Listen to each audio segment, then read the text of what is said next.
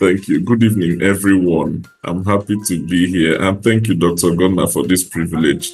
Thank you, all the colleagues, for joining. In the next 15 minutes, we'll try to, thank you. We'll try to look at the theoretical foundations of qualitative research, and a concept called craftsmanship. I've advanced a definition. Sorry, I'm going to reduce the volume of this Cameroon versus Congo DR match. And by the way, for those of us here from Gabon, I'm so sorry, I'm going to say this. The Super Eagles walloped Gabon 4-1 just a few minutes ago. So congrats, everyone. Osimhen scored a brace, so thank God. And I'm just grateful to God for the ability to be here. But we'll look at qualitative research and the theories that underpin it. Like Dr. Gunnar said, it's not a media report, and we tend to see that some qualitative works from different parts of the world, really, they just think it's all about, go and do interviews, you just copy and put quotes here, just write, and I don't know what your experience has been with qualitative research, but just in the next 15 minutes, by God's special grace, we'll whiz through the theoretical underpinnings of qualitative research. So we hope to cover the philosophy, the design itself, and then choosing the right methodology. Remember the statement I'm going to make. In qualitative research, methodology is not the same thing as method. And I really want you to be engaged in this throughout this course this evening. Just be engaged. Try and focus. If you have pen and paper to write a few things, that will be good. You may have a few new words to learn. So this is the first trivia question. What do you see in this picture? What do you see? Look closely and tell me what you see. Son of man, what seest thou?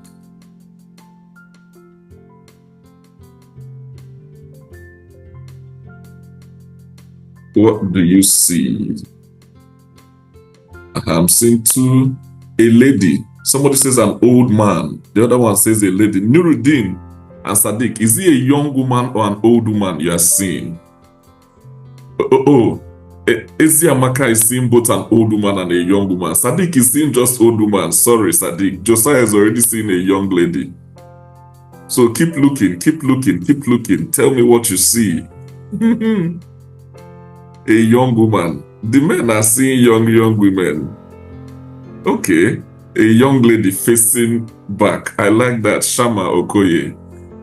Olubukola Akonde. It looks like a stylish young lady. I like that. Ismaila say you just seeing two persons at once. Keep looking, colleagues. Keep looking. Nuruddin is seeing an old woman. Nuruddin, you need to do better. There's a young lady somewhere. Salma is seeing, Margaret has seen an animal with tongue out. I love that. A lady well dressed. Abdullah, tell me the age of this lady. Do you think she's young or old?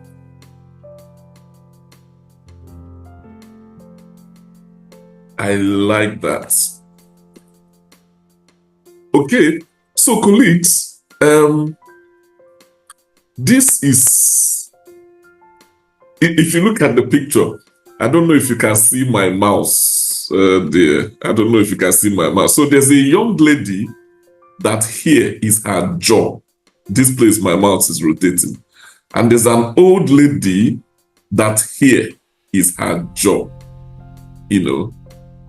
And then it looks like is there a lion or so that is sticking the tongue out, or is it a dog sticking out the tongue?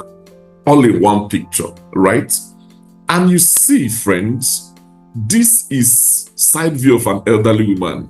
I think Josiah has seen what I'm describing. Young lady looking down. Sadiq insists it's an old woman, sir. Sadiq, I'm sorry, but there's a young woman inside there. That young woman, the eyes of the old woman is the young woman's ear. And the nose of the old woman is the young woman's jaw. I'm trying to help Sadiq. And the young woman, we can't see her eyes clearly. She's backing us somehow. Beautiful young lady.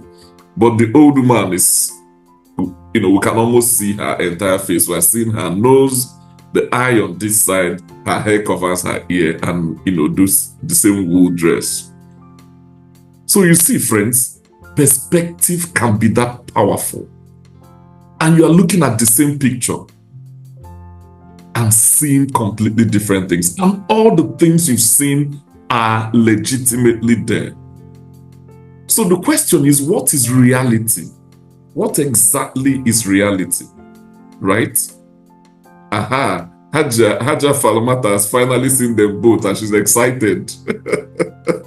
Garba has seen the ethnic group of the woman. He says a red Indian woman. And I kind of agree because of her lips, the way they go to the side and her hair. I see what you're doing, Garba. Okay, colleagues, so you see, from one picture, depending on your perspective, reality differs. All right? And so the question for me is, what really is reality, right? This is one of the philosophical questions that distinguishes qualitative research from quantitative research. So what is reality? It is called ontology. It's an ontological question. What is reality? In quantitative research, they believe, look, there's a stable reality out there and it can be measured. Roughly, you must give a number to it. I don't care whether you say it's fear. Somebody, a mathematician will develop a fear scale. I don't care whether you say it's pain. A mathematician, a psychologist somewhere will develop a pain scale. There must be a number. Whether you call it stigma, we develop a stigma scale. That's a quantitative approach to the issue of ontology. What is reality? Quantitative research believes there's one stable reality and actually we can measure it if we think very well. Whereas qualitative perspective says actually there are multiple realities depending. So reality is shaped by the individual's experience, by the individual's context, by the individual's perspective. Can I tell you that there's a tuberculosis diagnostic approach, very modern, it's not an old technology, it's called TB lamp. It's loop amplified, TB lamp, where the detection of tuberculosis has to do with colors, detection of colors of particular organisms. It's like an advanced kinds of microscopy, but you see it on a screen rather than a microscope lens. And I'm imagining, what of lab scientists that are colorblind? So you see, even in the middle of quantitative research saying, look, we can definitely identify TB, but human experience says, look, the cone cells in my retina cannot see red color, for example. And that inability to see that particular color has then made it impossible for me to have this experience. Do you know it can lead to misdiagnosis of TB? So you see, perspective is very strong, and that is ontology. What is reality? Epistemology is, how do we know what we know? How is it that we have come to know what we claim to know? Okay, colleagues, let's calm down. Please don't be frustrated. I'll give you this picture. Please take thank you. Sadiq is telling us the type of stain it is. Because of our time, we'll rush. Let's leave the old woman and focus on the content now, please. An epistemology is asking, ontology is saying, what is reality really? Somebody is seeing old woman, somebody is seeing lion bringing out tongue, somebody is seeing young woman. What is reality? Qualitative research says all these perspectives are valid, while quantitative says, no, sir, there's only one reality. This picture can only be saying one thing, and that thing actually, we can measure it. You see, that's why sometimes quantitative research is like black and white television, while qualitative adds the different flavors and colors that make us make sense of our numbers. And apart from ontology and epistemology, we now think of the paradigm. The paradigm is, how do these two things now, shape our use of research, shape our approach to qualitative research. Look, we'll see these things in details in the next few slides as we progress. So there's an important book that if I had all of you in a WhatsApp group, I would have sent it out for you to read. It's a little book written in 1958. It's called The Sociological Imagination. It was written by C. Wright Mills. And there's a quote, the chapter 1 of that book. Please, you must read it this night. When we finish, Google The Promise and try and read The Promise. The Promise is saying that if in Abuja, Nigeria, there were 200 marriages in 2024, and by 2025, one of those marriages had ended in a divorce. He says it's a personal problem. You ask that couple, what is the issue? What is going on? But if out of those 200 marriages, 100 have already ended in divorce, you see, it's no longer an individual issue. It means there's now something in society, there's a reason that each of those couples may not have identified that is shaping their reality. So you see, there's individual reality, but there are big societal structural factors that shape the individual experiences. Maybe there are 100,000 people in Kano State and 10 people are unemployed. We have to look at those 10 people. Did you go to school? Do you have skills? Have you applied? What are the opportunities, around you? But if in Kano, there are 1 million eligible people to be employed and only 50,000 are in employment, you see, it's no longer an individual problem. It's now a societal issue. So you see, the promise of qualitative research is go from the individual experience to the societal reason behind that experience that the person in that situation may not be aware of. C. Wright Mills calls it the big engines, the big societal issues that shape individual reality. So you know how in quantitative research you have descriptive epidemiology that restricts itself to the sample, and then you have inferential statistics, that now goes from the sample to make inferences about the population. That's exactly the same concept here, just in a different way. So we are looking to make conclusions about society, a structural factor going on in society, by studying the individuals who live inside it. So this is the promise of qualitative research.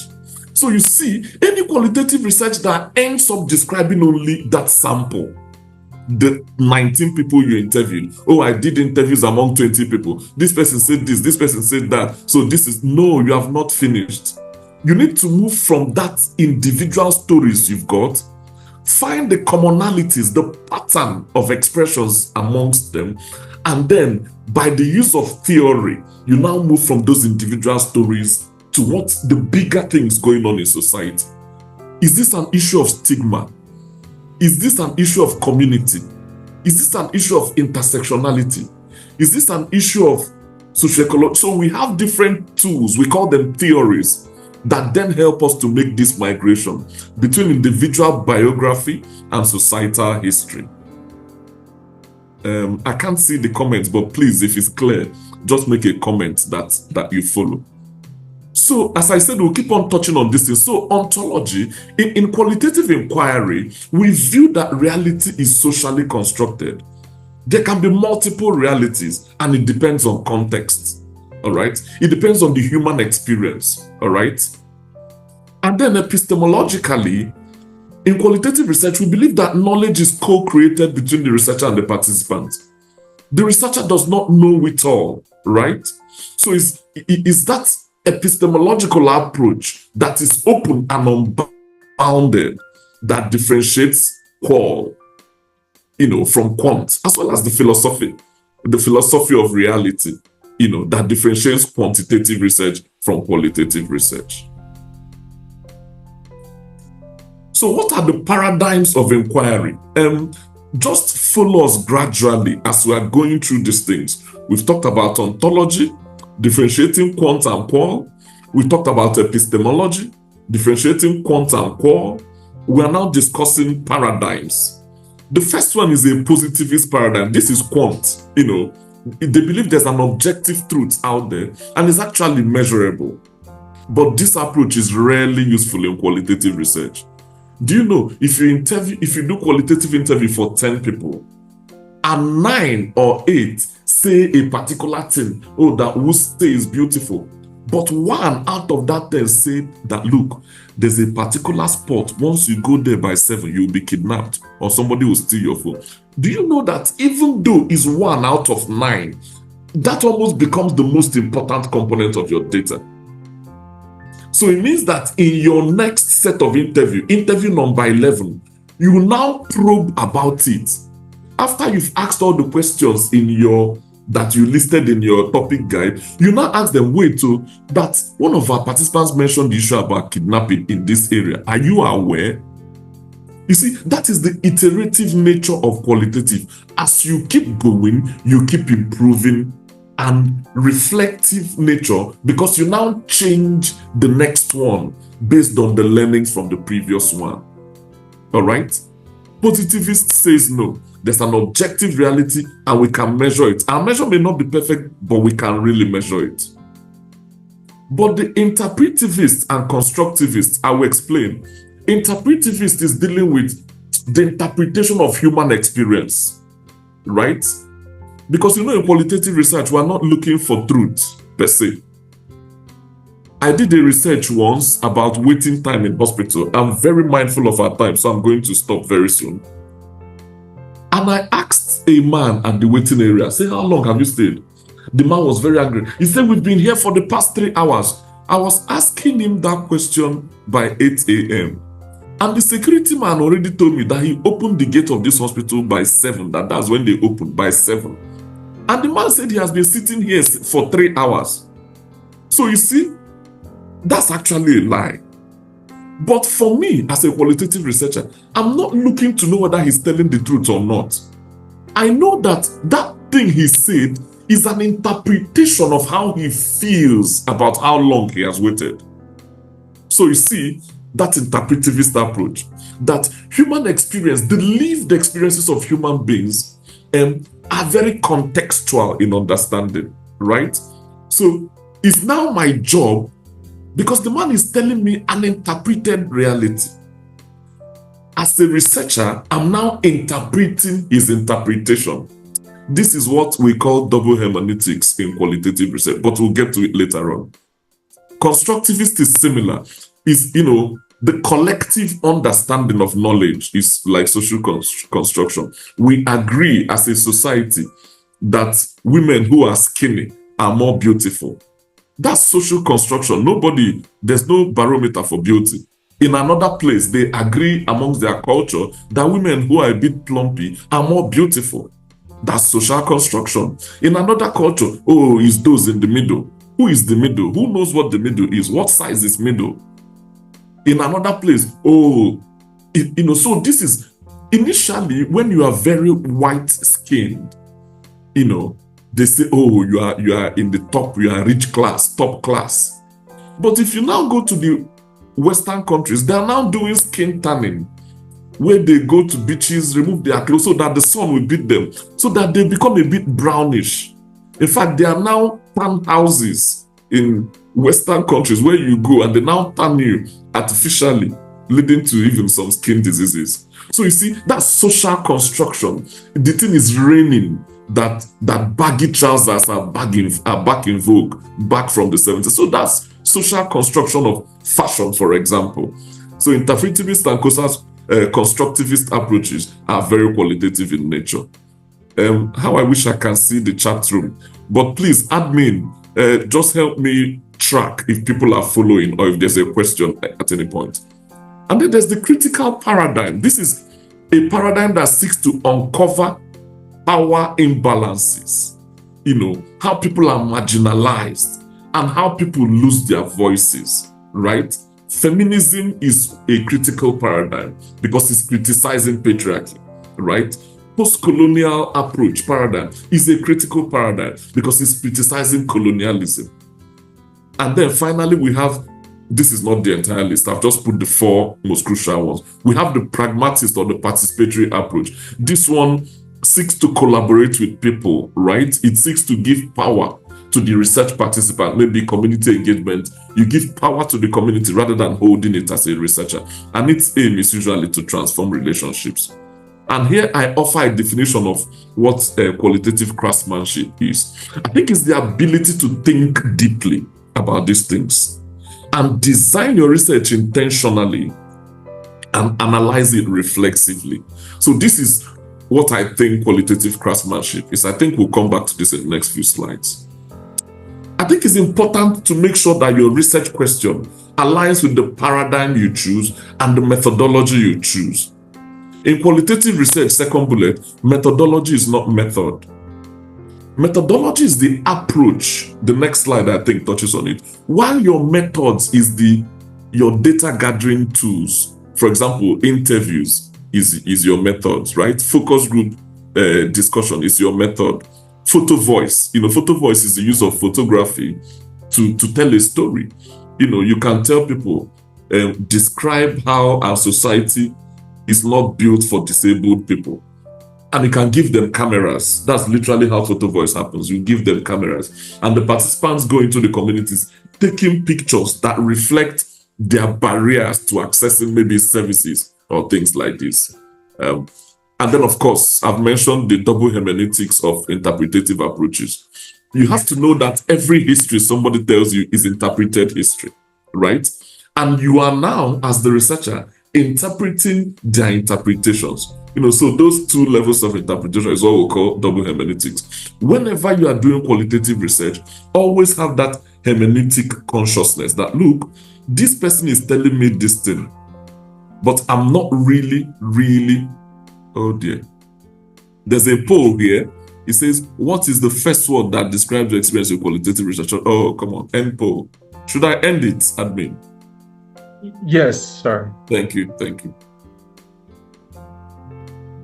Okay, minimize.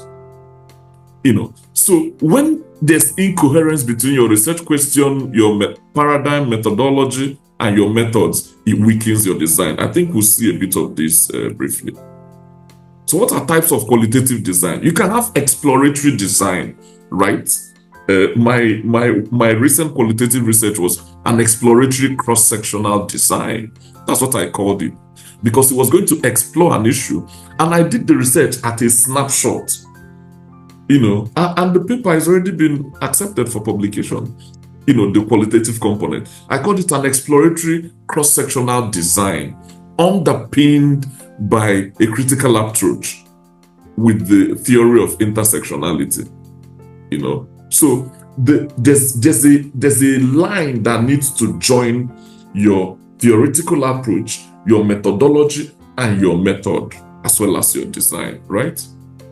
Exploratory seeks to understand new issues. Explanatory seeks to understand the social process, right? How do adolescent boys navigate the challenges of early manhood?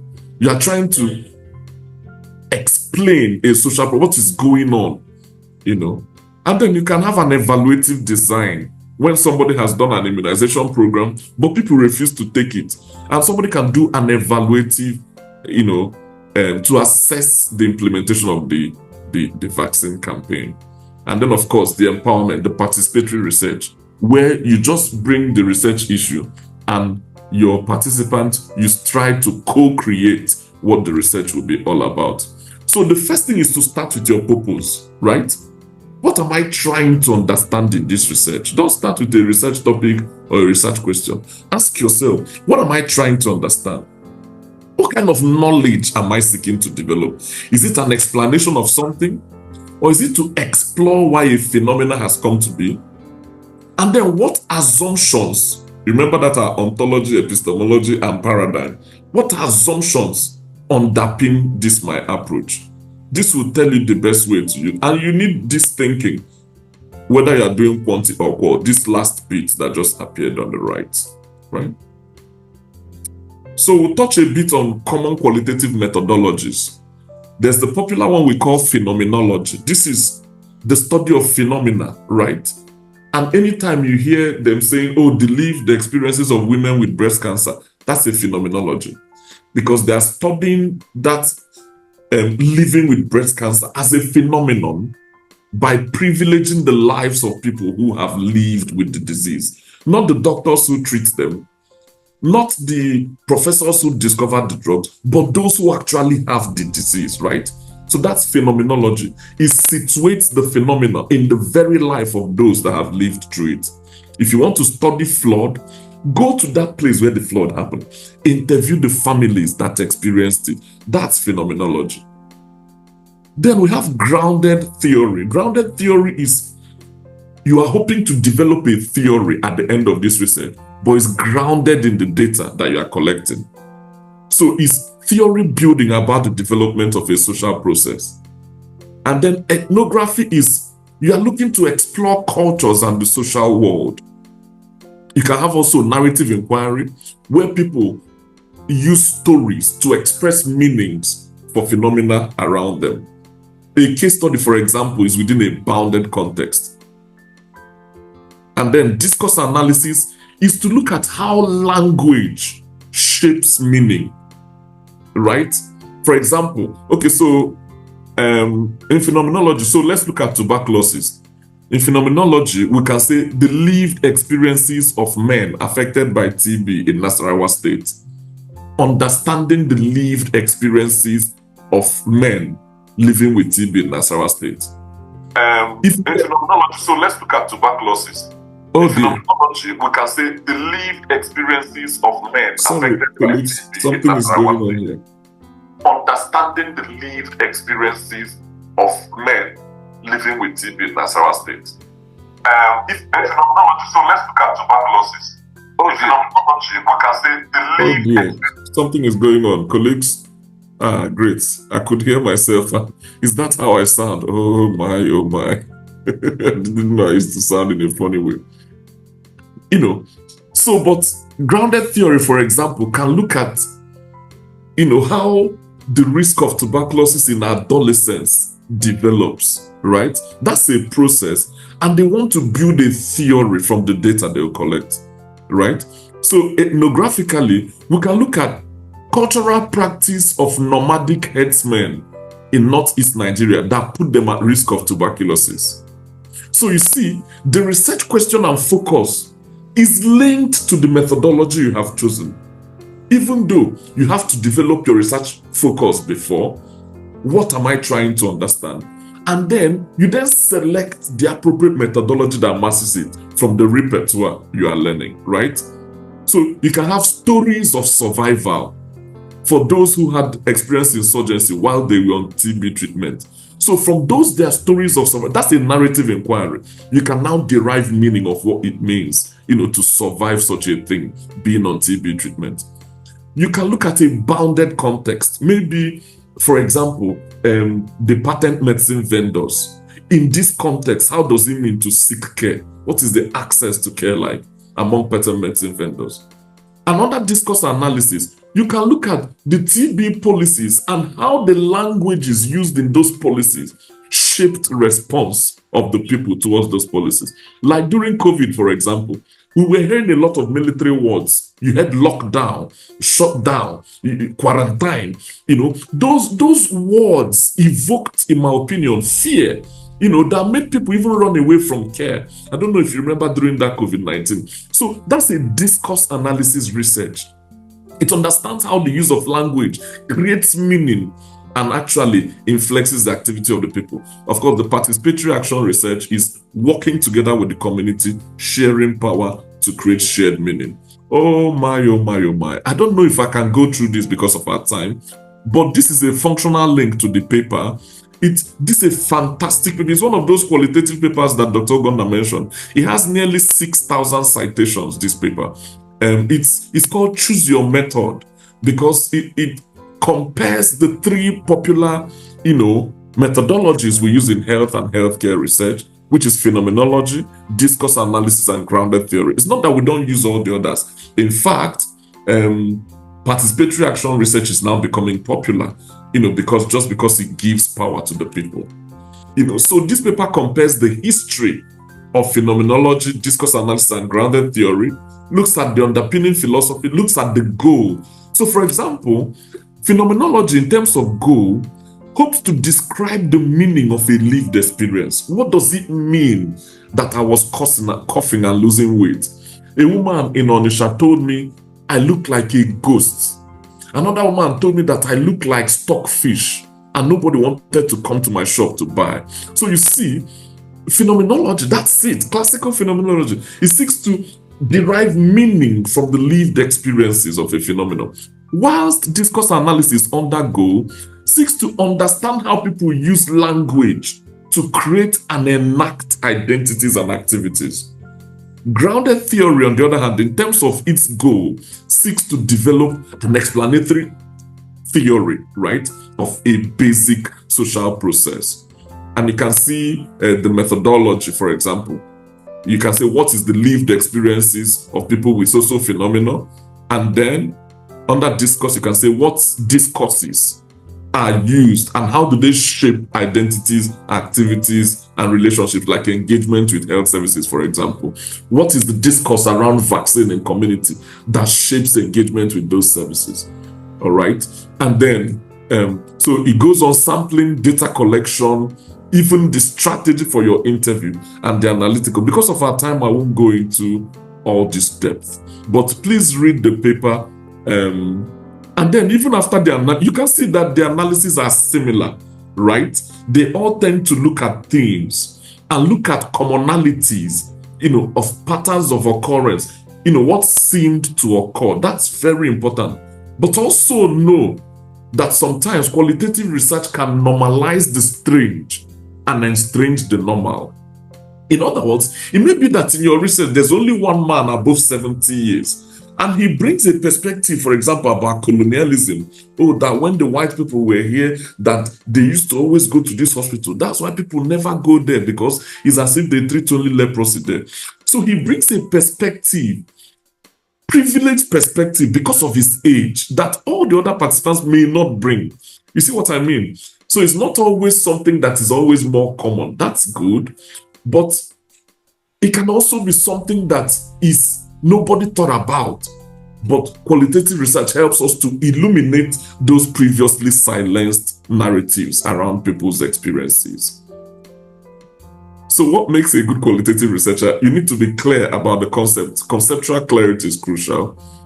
You need to be sensitive to theory. This comes with reading. Read a lot of theory. Read about stigma. Read about adolescence. Read about community. Read many sociological books. That's really how we learn this thing. Those small daily incremental changes that Robert Sharma suggested for us. So be sensitive to theory, right? And then be transparent and reflexive. Always say, how is this data analysis going? How is this data collection going? Is my research making sense? Am I using the right, epistemological framing? I'm using discourse analysis. Shouldn't I be using phenomenology instead? So be transparent and reflexive always, and it's better done in a group, I would suggest. And then make sure you have ethical integrity. I think these are critical components. I believe somebody will touch on trustworthiness and rigor later on in the course. Key takeaways: you need to align your research question to your ontology, epistemology, to even the design, whether it's exploratory, explanatory, participatory, or evaluative, and link it to your methodology, whether it's phenomenology you are using or whatever. It needs to be clearly linked all the way to your methods, your data gathering approaches, and then ultimately your analysis. You need to be reflective. It strengthens your credibility as a researcher. And then craftsmanship is about, again, artistry of the inquiry process. And you may not be able to do this on your own. You may need to join a team and, perfect the craft by always practicing. So finally, I'll say that qualitative research is not about finding the truth per se. It's just about understanding meaning in its context. I'll say thank you for listening, and I'll stop sharing my screen.